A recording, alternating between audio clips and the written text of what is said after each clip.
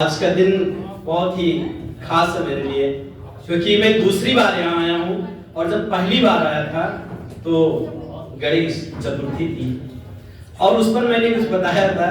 तो मैंने गणेश की जगह पे गणेश कहा था, तो दादा ने तुरंत मुझे रोका था कि अगर गणेश की जगह पर गणेश के होते तो और अच्छा लगता। उच्चारण कितना महत्वपूर्ण है हमारे लिए। पाणिनीय शिक्षा में लिखा भी है कि उच्चारण का स्थान भी है। अपो विसर्जनीय नाम कंठा इचसा नाम तालु ऋडसा नाम मूर्धा लिटलसा नाम दंता उपपद्यमानिया नाम ओष्ठा ए देतो कंठोष्ठ ओ देतो कंठोष्ठो वकार दत्तोष्टम यं गगणाना नासिका नासिकानुस्वारस, ये सूत्र है। तो उच्चारण का बहुत महत्वपूर्ण स्थान है। मैं अपनी कविता सुनाना प्रारंभ करता हूं। एक मुक्तक है। एक घर है, जब वहां पर कोई नहीं रहता है तो क्या कहता है कि बढ़ते तुमको भगाने चले आइए, एक दीपक जलाने चले आइए, जंग लग गई है तालों में चाबी बिना, छोड़ करके शहर घर चले आइए।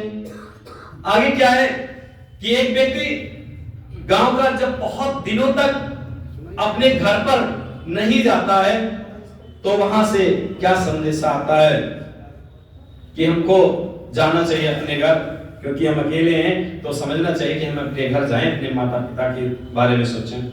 तो कहा गया कि कभी घूम आया करो गांव में, बाबूजी की तस्वीर रखी है, नयन बूढ़ी हुई मां की फिर भी बनाकर खीर रखी है, शहर को छोड़कर नरेंद्र कभी आओगे जब गांव में, तुम्हें मालूम होगा कि यहाँ एक पीर रखी है, न माँ जी होंगे न बाबूजी होंगे, सिमट कर कुछ पन्नों में उनकी जागीर रखी है।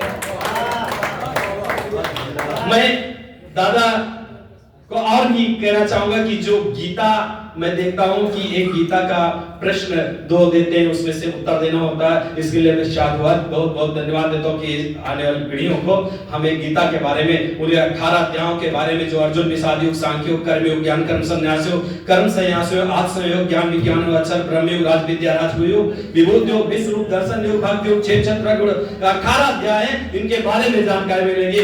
और मैं इन्हीं शब्दों के साथ कहना बहुत कुछ चाहता हूं, समय नहीं है। बहुत बहुत